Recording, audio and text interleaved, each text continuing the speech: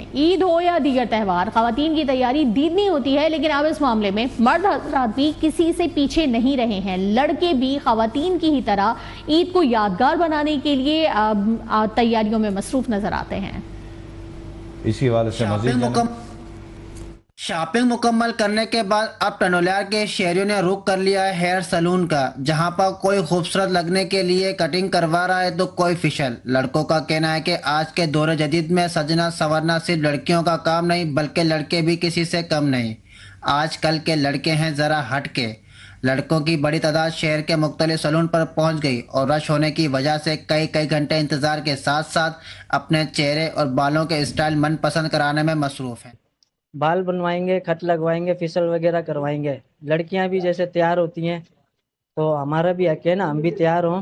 क्या सिर्फ लड़कियां ही तैयार हो सकती हैं क्या? इसीलिए नाई के पास आए, बाल बनवाएंगे, शेव बनवाएंगे, फेशियल वगैरह करवाएंगे। कटिंग सलून वालों के नखरे भी हिमालय की ऊंचाई पर हैं। कहते हैं ईद के दिन तक हमारे दिन है कमाई के। अक्टूबर टेक सिंह में ईद करीब आते ही शहरियों ने बाजारों का रुख कर लिया। दुकानों पर खवातीन का रश दीदनी है।